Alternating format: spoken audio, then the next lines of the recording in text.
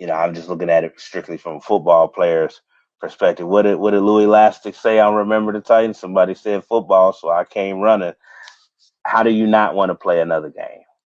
What does it matter if it's labeled as a college football playoff game? Like I said, when we moved into the college football playoff era and everybody started throwing those terms around, meaningless games, meaningless bowl games, that put a label on it. That essentially told you if you weren't in a CFP game, it didn't matter. Now, some people could argue that that was always the case, but you understand what I'm saying about when you officially put that moniker or that title on it, because before that, everybody was fine with going to whatever designated bowl game, spending a week away from campus, getting your little gift pack and experiences, which I still think is part of the student athlete experience and why that shouldn't be denied.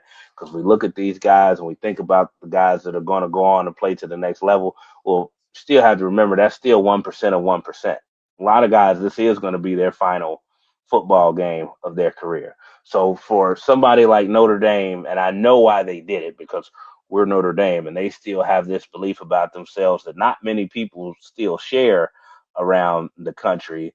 They're thinking, well, the biggest thing that we can do to stub our nose at the system is just not go.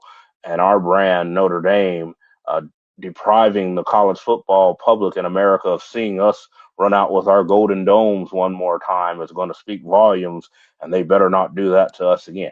Nobody cares. Okay. You're independent. You're not in a conference. That hurts you also. I understand Marcus Freeman's argument. They lost 2 games, the first 2 games of the season, and they won 10 straight.